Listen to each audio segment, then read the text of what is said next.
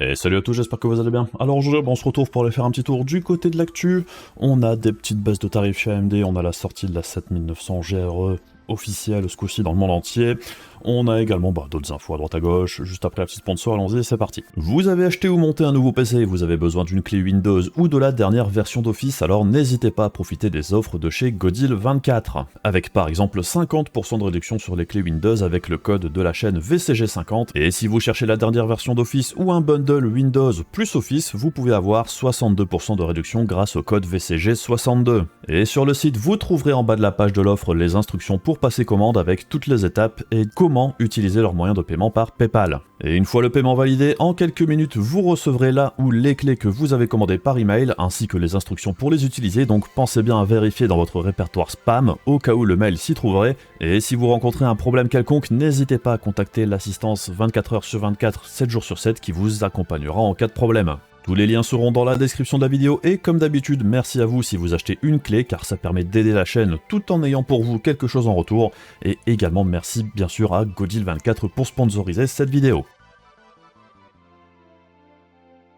Alors on commence du côté des processeurs avec AMD. Il n'y a pas très longtemps sur la chaîne, on avait testé le 8700G. Si ça vous intéresse, je vous invite à aller voir le test. Grosso modo, ce qui en ressort, c'était surtout que le problème, c'est plus le tarif qu'autre chose, puisque le processeur en lui-même peut peut être pratique pour certains usages, mais c'est vrai que pour 370 balles, c'était quand même plutôt coûteux vis-à-vis des prestations du processeur lui-même, principalement de sa partie graphique. Donc en parallèle de ça, en parallèle de ces processeurs 8000G, eh bien apparemment on aurait des 8000GE qui devraient sortir avec un 8700GE qui a déjà été testé. Alors le 8700GE, la différence avec le 8700G, c'est la limite de consommation, puisqu'ici on serait sur des processeurs 35 watts au lieu de 65. Donc ça veut dire des performances moindres, mais ça veut aussi dire des processeurs moins chers, puisque du coup, le 8700GE serait proposé aux alentours des 280 €, là où le 8700G c'est plus 360-370 € à l'heure actuelle. Donc ça fait quand même une baisse assez significative pour un processeur au final identique, et en faisant un petit overclocking et en augmentant un petit peu la limite de consommation, on devrait avoir exactement les mêmes performances que le 8700G.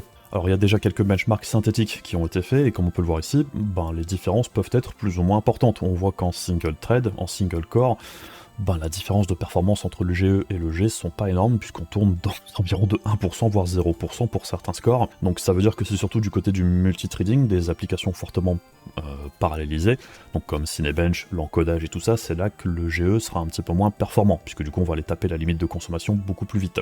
Et ça veut aussi dire que pour le gaming, en réalité, ça devrait pas changer grand chose, puisque le plus gros bottleneck au niveau de la partie graphique du 8700G, c'est la partie graphique elle-même, pas le processeur.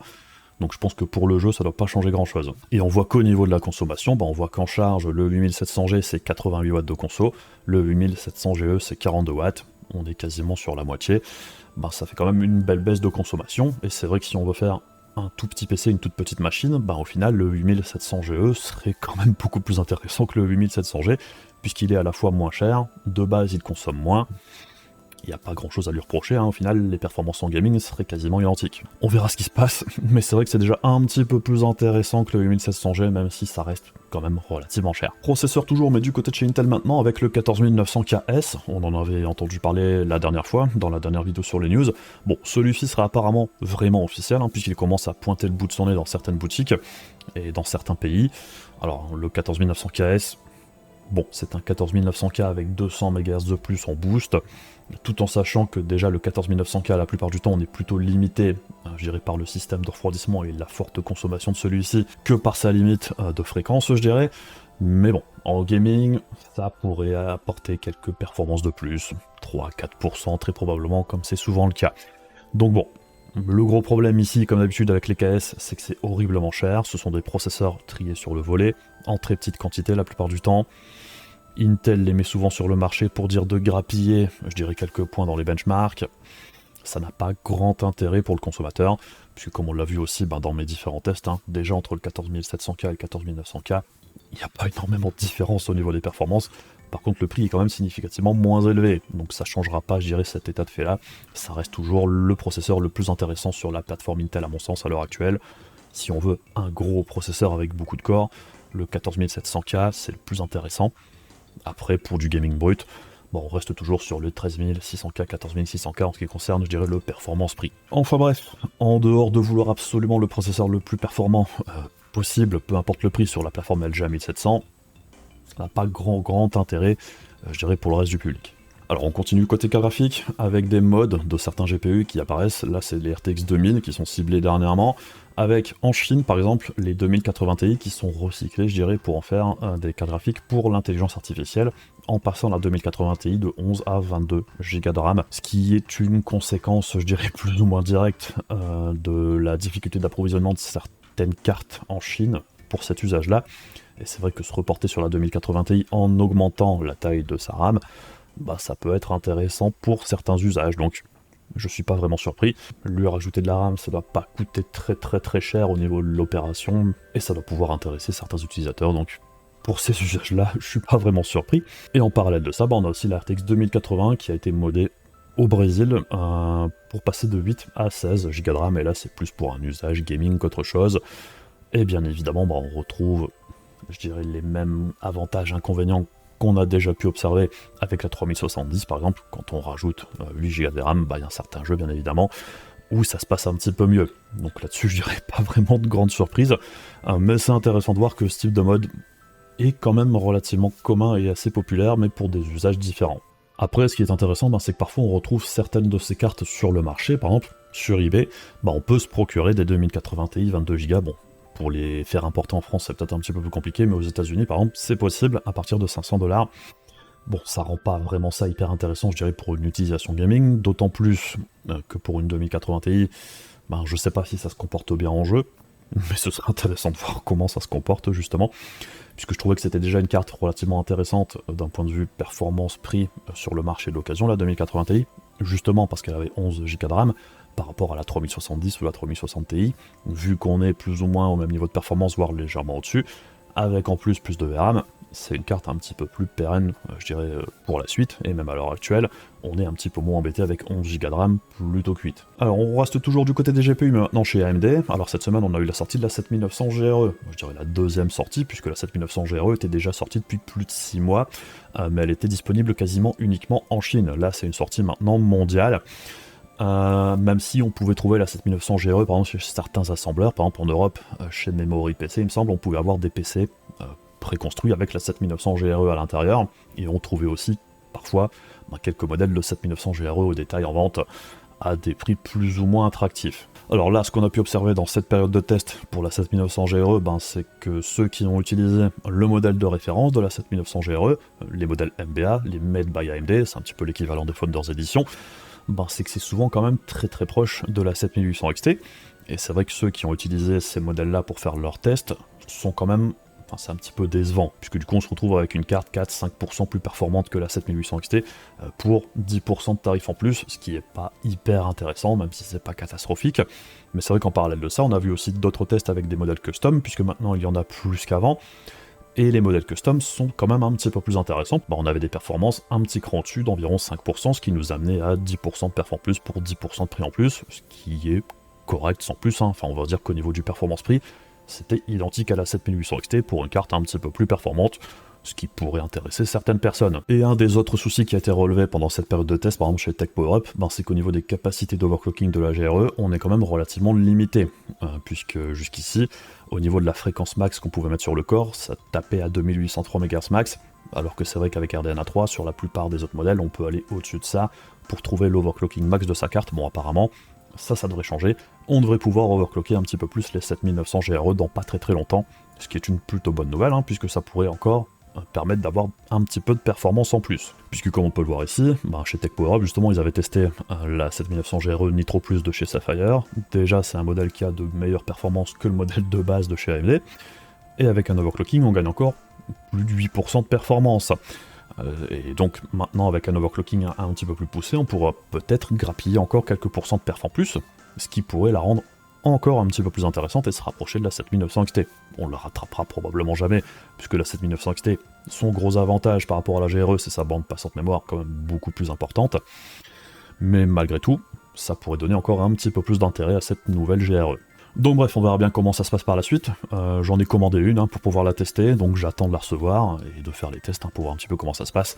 Et j'espère que les capacités d'overclocking seront débridées d'ici là, pour voir justement comment ça se passe. En parallèle du lancement de la 7900 GRE, AMD a également baissé le tarif officiel de la 7700 XT de 30$, ce qui l'amène à 419$, ce qui est un petit peu mieux que le tarif de lancement, 450$. Pour moi, la carte n'a jamais eu aucun sens à ce tarif-là, puisque c'est beaucoup trop proche de la 7800 XT, qui est quand même beaucoup mieux sur tous les tableaux.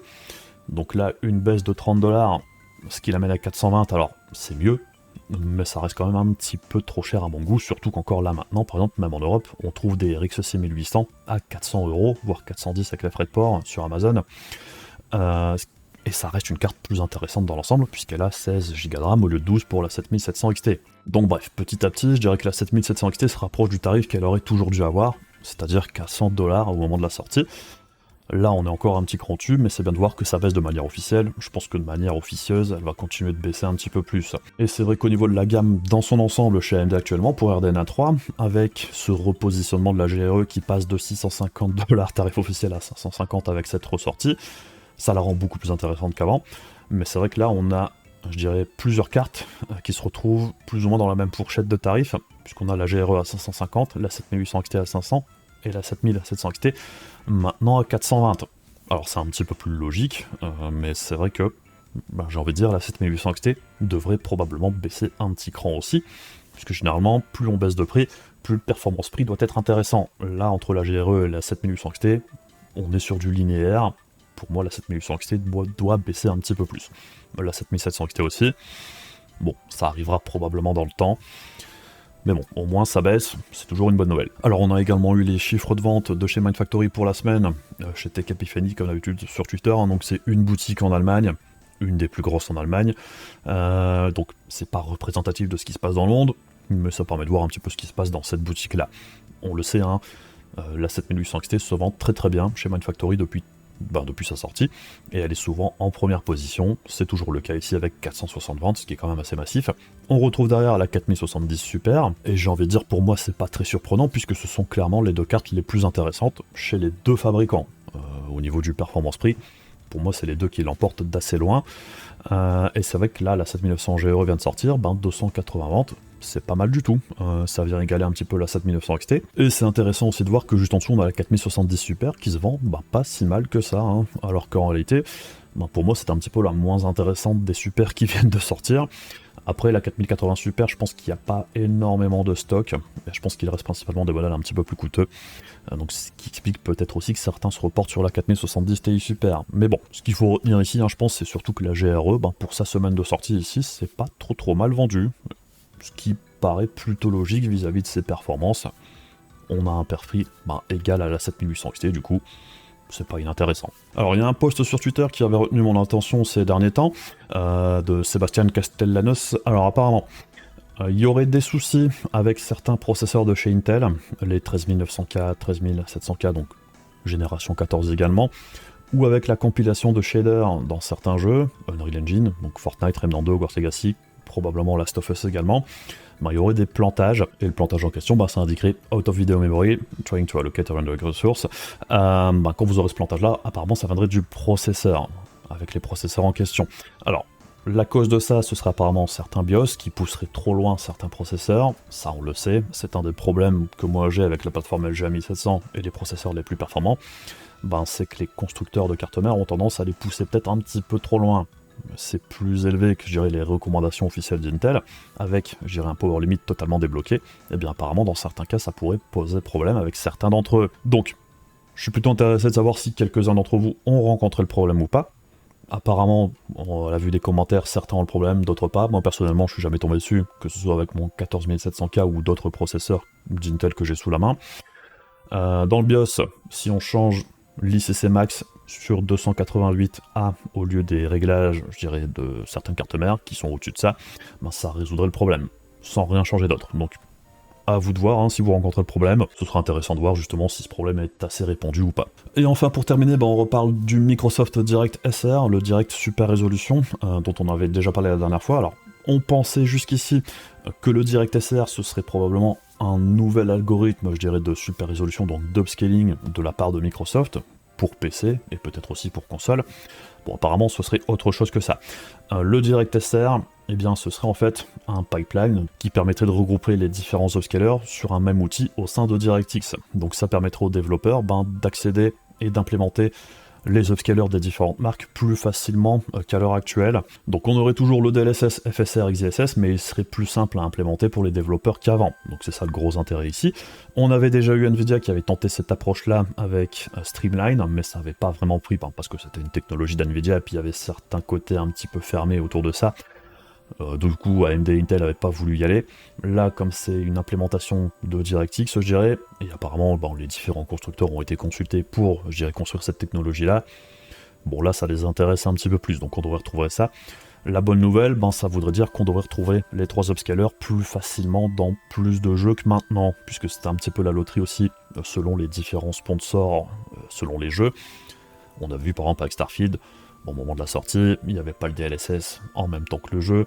On a aussi eu d'autres jeux où il y avait, je dirais pas le FSR et juste le DLSS, même si ça remonte un petit peu plus loin pour la plupart de ces exemples-là, ça arrive encore de temps en temps, et on a aussi beaucoup de jeux où il n'y a pas le XeSS par exemple. Donc ce sera intéressant de voir comment ça se passe aussi par la suite.